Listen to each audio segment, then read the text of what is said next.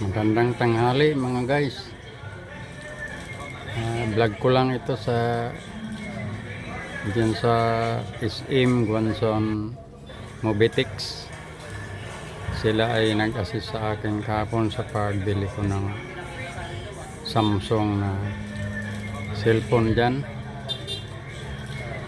At nakapag-antay sila na sa kakahanap ko sa ATM ko dahil hindi ko na matandaan kung saan ko nalagay. Ang tagal siguro, mga 30 minutes siguro. Nabuksan na yung unit.